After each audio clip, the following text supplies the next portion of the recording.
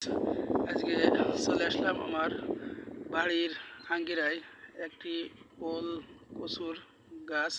এই ওল কচুর ভিডিও নিয়ে আসলে বাড়ির পতিত জমি ব্যবহার করে কিভাবে পরিবারের সবজির চাহিদা মেটানো যায়, এই কারণের জন্যই এই ভিডিওটা তৈরি করলাম।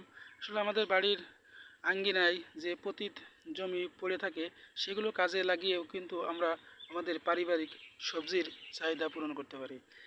একই সাথে সাথে পরিবারের যেমন চাহিদা মেটানো যায় এবং এই পরিবারের চাহিদা মিটিয়েও কিন্তু বাজারেও বিক্রি করা সম্ভব হয়। এই ওলকচু সাধারণত ফাল্গুন মাসের শেষ থেকে চৈত্র মাস পর্যন্ত এই ওলকচু রোপণ করা যায়। এই ওলকচু রোপণ করার জন্য প্রথমে গর্ত তৈরি করতে হয়।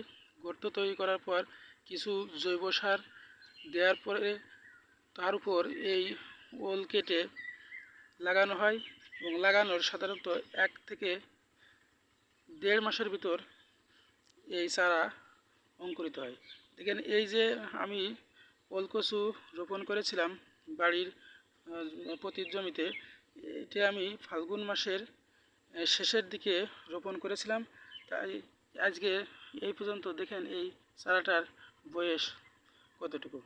তা আমরা সবাই যদি এইভাবে বাড়ির পতিত জমিটাকে ব্যবহার করি তাহলে আমাদের পারিবারিক চাহিদা পূরণ করা সম্ভব হবে। যদি আমার এই তথ্যটি ভালো লাগে তবে অবশ্যই আমার এই চ্যানেলটি সাবস্ক্রাইব করবেন।